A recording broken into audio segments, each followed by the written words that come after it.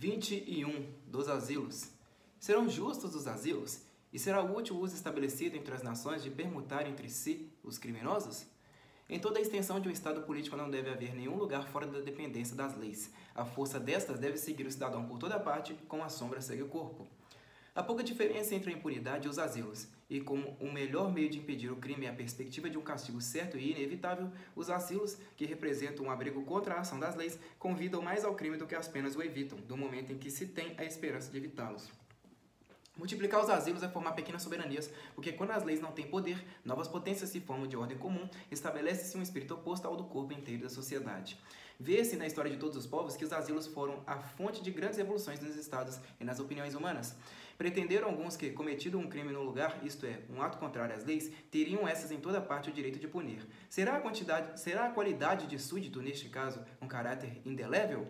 Será o nome de súdito pior que o de escravo? E admitir-se-á que um homem habite um país e seja submetido às leis de outro país? Que suas ações fiquem ao mesmo tempo subordinadas a dois soberanos e a duas legislações muitas vezes contraditórias? Ousou-se dizer assim que um crime cometido em Constantinopla podia ser punido em Paris, porque aquele que ofende uma sociedade humana merece ter todos os homens por inimigos e deve ser objeto da execração universal. No entanto, os juízes não são vingadores do gênero humano em geral. São os defensores das convenções particulares que ligam entre si um certo número de homens. Um crime só deve ser punido no país onde foi cometido, porque é somente aí e não em outra parte que os homens são forçados a reparar, pelo exemplo da pena, os funestos efeitos que o exemplo do crime pode produzir. Um celerado cujos crimes precedentes não puderam violar as leis de uma sociedade da qual não era membro, pode bem ser temido e expulso dessa sociedade, mas as leis não podem infligir-lhe outra pena, pois são feitas somente para punir o mal que lhe é feito e não o crime que não as ofende. Será, pois, útil que as nações permutem reciprocamente entre si os criminosos? Certamente a persuasão de não encontrar nenhum lugar na terra em que o crime possa ficar impune seria um meio bem eficaz de preveni-lo. Não ousarei, porém, decidir essa questão até que as leis, tornando-se mais conformes aos sentimentos naturais do homem com penas mais brandas, impedindo o arbítrio dos juízes da opinião, assegurem a inocência e preservem a virtude das perseguições da inveja, até que a tirania relegada ao Oriente tenha deixado a Europa sob o doce império da razão, dessa razão eterna que une com um laço indissolúvel os interesses dos soberanos aos interesses do povo. Aliás, dos povos. 22. Do uso de pôr a cabeça a prêmio. Será vantajoso para a sociedade pôr a prêmio a cabeça de um criminoso, armar cada cidadão de um punhal e fazer assim outros tantos carrascos? Ou o criminoso saiu do país ou ainda está nele? No primeiro caso, excitam-se os cidadãos a cometer um assassínio, a atingir talvez um inocente, a merecer suplícios. Faz-se uma injúria à nação estrangeira, espezinha-se-lhe a autoridade, autoriza-se que se façam semelhantes usurpações entre os próprios vizinhos. Se o criminoso ainda está no país cujas leis violou, o governo que põe sua cabeça a prêmio revela fraqueza, quando a gente tem força para defender-se e não compra o socorro de outrem. Além disso, o uso de pôr a prêmio a cabeça de um cidadão anula todas as ideias de moral e de virtude, tão fracas e tão abaladas no espírito humano. De um lado as leis punem a traição, de outro autorizam-na. O legislador aperta com uma das mãos os laços de sangue e de amizade, e com a outra recompensa aquele que os quebra. Sempre em contradição consigo mesmo, ora procura espalhar a confiança em animais que duvidam, ora semeia desconfiança em todos os corações. Para prevenir um crime faz nascer 100. Semelhantes usos só convêm às nações fracas, cujas leis só servem para sustentar por um momento um edifício de ruínas que todo se esboroa. Mas à medida que as luzes de uma nação se difundem, a boa-fé e a confiança recíproca se tornam necessárias e a política é, enfim, constrangida a admiti-las. Então desmancham-se e previnem-se mais facilmente as cabalas, os artifícios, as manobras obscuras e indiretas. Então também, o interesse geral sai sempre vencedor dos interesses particulares. Os povos esclarecidos poderiam buscar lições em alguns séculos de ignorância, nos quais a moral particular era sustentada pela moral pública. As nações só serão felizes quando a sã moral estiver estreitamente ligada à política.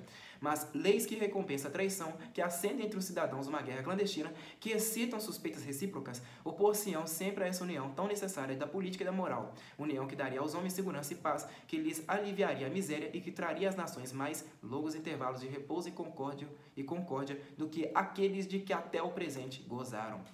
23. Que as penas devem ser proporcionadas aos delitos. O interesse de todos não é somente que se cometam poucos crimes, mas ainda que os delitos mais funestos da sociedade sejam os mais raros. Os meios que a legislação emprega para impedir os crimes devem, pois, ser mais fortes à medida que o delito é mais contrário ao bem público e pode tornar-se mais comum.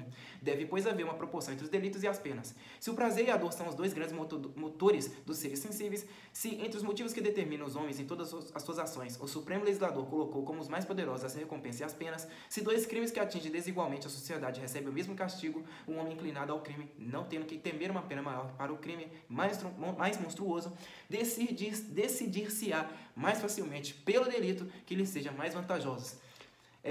E a distribuição desigual das penas produzirá contradição tão notória quanto frequente, de que as leis terão de punir os crimes que tiveram feito nascer. Vamos de novo. Se o prazer e a dor são os dois grandes motores dos seres sensíveis, se entre os motivos que determinam os homens em todas as suas ações, o Supremo Legislador colocou como os mais poderosos as recompensas e as penas, se dois crimes que atingem desigualmente a sociedade recebem o mesmo castigo, o homem inclinado ao crime, não tendo que temer uma pena maior para o crime mais monstruoso, decidir-se-á mais facilmente pelo delito que lhe seja mais vantajoso. E a distribuição desigual das penas produzirá contradição tão notória quanto frequente, de que as leis terão de punir os crimes que tiveram feito nascer. Se se estabelece o mesmo castigo, a pena de morte, por exemplo, para quem mata um faisão e para quem mata um homem ou falsifica um escrito importante, em breve não se fará mais nenhuma diferença entre esses delitos. Destruir-se-ão no coração do homem os sentimentos morais, obra de muitos séculos, cimentada por ondas de sangue, estabelecida com lentidão através de 1000 obstáculos, edifício que só se pode elevar com o socorro dos mais sublimes motivos e o aparato das mais solenes formalidades.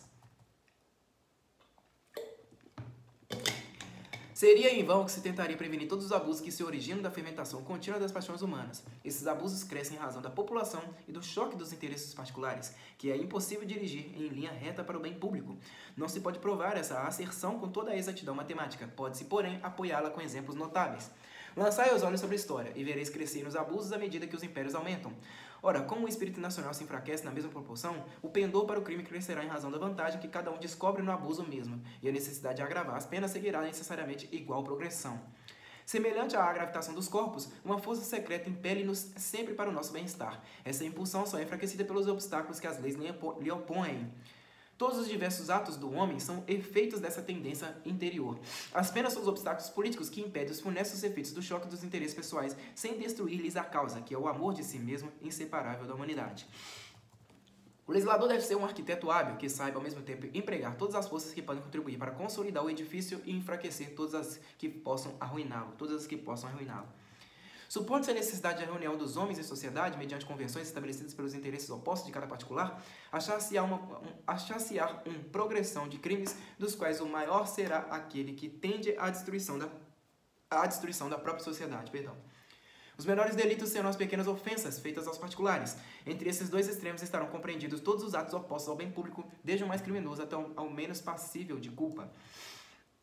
Se os cálculos exatos pudessem explicar-se a todas as combinações obscuras que fazem os homens agir, seria mister procurar e fixar uma progressão de penas correspondente à progressão dos crimes.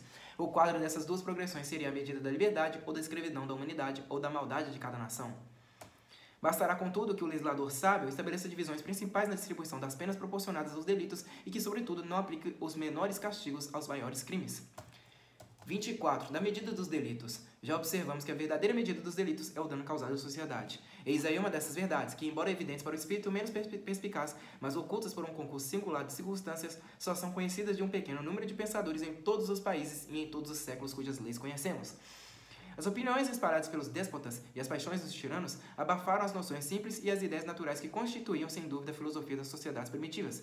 Mas se a tirania comprimiu a natureza por uma ação insensível, ou por impressões violentas sobre os espíritos da multidão, hoje, enfim, as luzes do nosso século dissipam os tenebrosos projetos do despotismo, reconduzindo-nos aos princípios da filosofia e mostrando-nos com mais certeza. Esperemos que a funesta experiência dos séculos passados não seja perdida e que os princípios naturais reapareçam entre os homens, malgrado todos os obstáculos que se lhes opõem. A grandeza do crime não depende da intenção de quem o comete, como erroneamente o julgaram alguns, porque a intenção do acusado depende das impressões causadas pelos objetos presentes e das disposições precedentes da alma. Esses sentimentos variam em todos os homens e no mesmo indivíduo com a rápida sucessão das ideias, das paixões e das circunstâncias. Se punisse a intenção, seria preciso ter não só um código particular para cada cidadão, mas uma nova lei penal para cada crime. Muitas vezes, com a melhor das intenções, um cidadão faz à sociedade os maiores males, ao passo que um outro lhe presta grandes serviços com a vontade de prejudicar. Outros jurisconsultos medem a gravidade do crime pela dignidade da pessoa ofendida, de preferência ao mal que possa causar à sociedade. Se esse método fosse aceito, uma pequena irreverência para com o Ser Supremo mereceria uma pena bem mais severa do que o assassínio de um monarca, pois a superioridade da natureza divina compensaria infinitamente a diferença da ofensa. Outros finalmente julgaram o delito tanto mais grave quanto maior a ofensa à divindade. Sentir-se-á facilmente quanto essa opinião é falsa, se examinarem com sangue frio as verdadeiras relações que unem os homens entre si e as que existem entre o homem e Deus. As primeiras são relações de igualdade. Só a necessidade faz nascer, do choque das paixões e da posição dos interesses particulares, a ideia da unidade comum, base da justiça humana. Ao contrário, as relações que existem entre um homem e Deus são relações de dependência que nos submetem a um ser perfeito e criador de todas as coisas, a um Senhor soberano que somente a si reservou o direito de ser ao mesmo tempo legislador e juiz, somente ele pode ser a um tempo uma e outra coisa. Se ele estabeleceu penas eternas para aquele que infringiu suas leis, qual será o inseto bastante temerário que ousará vir em socorro de sua justiça divina para empreender, vingar o ser que se basta a si mesmo, que os crimes não podem entristecer, que os castigos não podem alegrar e que é o único na natureza a agir de maneira constante? A grandeza do pecado ou da ofensa para com Deus depende da maldade do coração. E para que os homens pudessem sondar esse abismo, ser-lhes-ia preciso o socorro da revelação. Como poderiam eles determinar as penas dos diferentes crimes sobre princípios cuja base lhes é desconhecida? Seria arriscado punir quando Deus perdoa e perdoar quando Deus pune. Se os homens ofendem a Deus com o pecado, muitas vezes o ofendem mais ainda, encarregando-se do cuidado de vingá-lo. 25. Divisão dos delitos. Há crimes que tendem diretamente à destruição da sociedade, ou dos que a representam. Outros atingem o cidadão em sua vida, nos seus bens ou em sua honra. Outros, finalmente, são atos contrários ao que a lei prescreve ou proíbe, tendo em vista o bem público. Todo ato não compreendido numa dessas classes não pode ser considerado como crime, nem punido como tal, senão pelos que descobrem nisso o seu interesse particular. Por não se ter sabido guardar esses limites, é que se vê em todas as nações uma oposição entre as leis e a moral, e muitas vezes uma oposição entre aquelas mesmas. O homem de bem está exposto às penas mais severas. As palavras vício e virtude não passam de sons vagos. A existência do cidadão envolve-se de incerteza, e os corpos políticos caem numa letargia funesta que os conduz insensivelmente à ruína.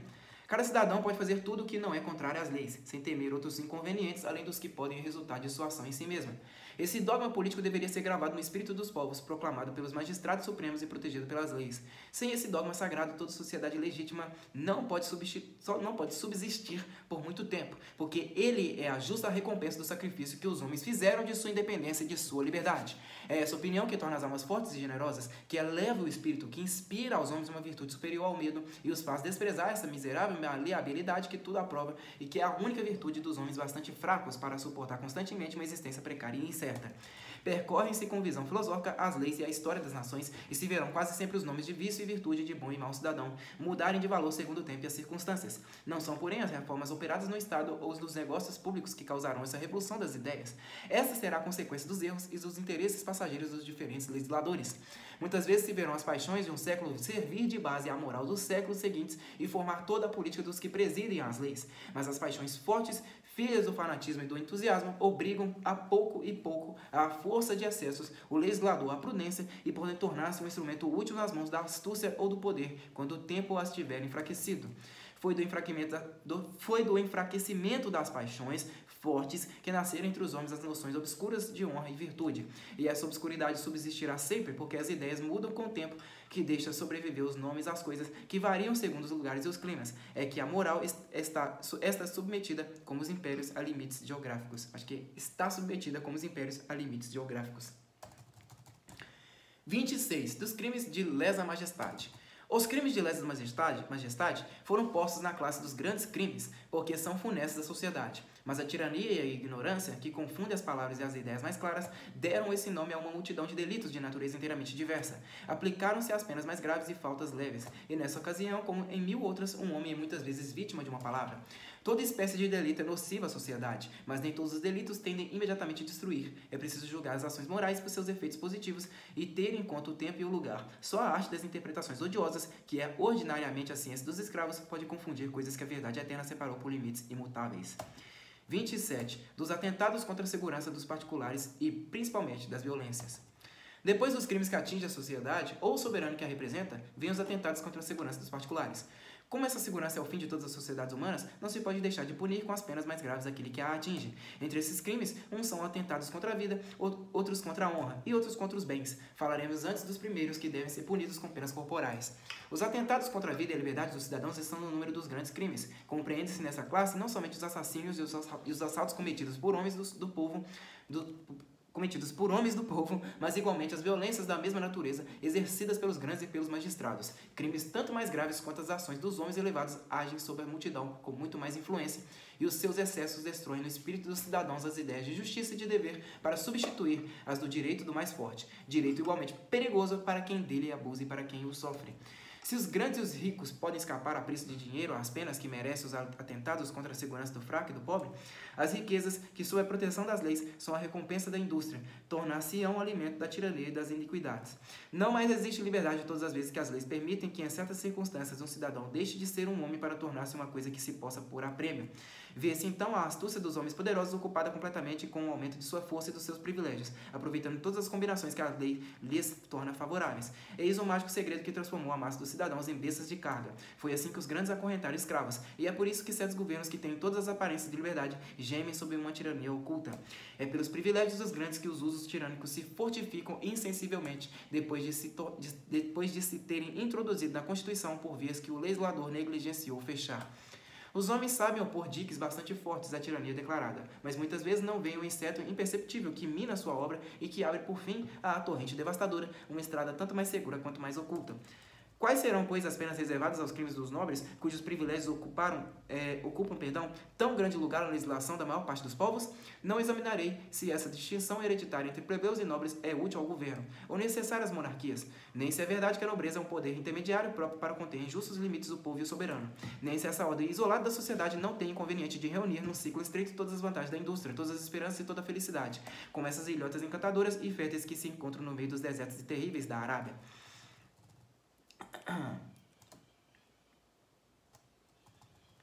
Quando fosse verdade que a desigualdade é inevitável e mesmo útil na sociedade, é certo que só deveria existir entre os indivíduos em virtude das dignidades e do mérito, mas não entre as ordens do Estado, que as distinções não devem permanecer num só lugar, mas circular em todas as partes do corpo político, que as desigualdades sociais devem nascer e desaparecer a cada instante, mas não perpetuar-se nas famílias.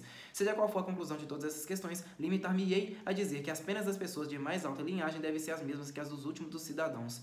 A igualdade civil é anterior a todas as distinções de honras e de riquezas. Se todos os cidadãos não dependerem igualmente das mesmas leis, as distinções deixarão de ser legítimas.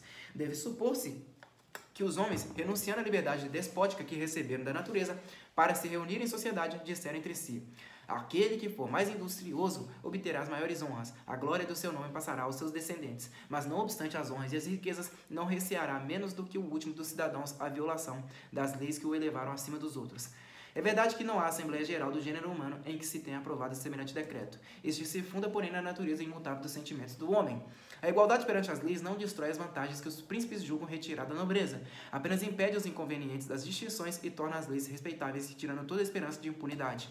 Disse-á, talvez, que a mesma pena aplicada contra o nobre e contra o plebeu torna-se completamente diversa e mais grave para o primeiro, por causa da educação que recebeu e da infâmia que se espalha sobre uma família ilustre. Responderei, no entanto, que o castigo se mede pelo dano causado à sociedade e não pela sensibilidade do culpado.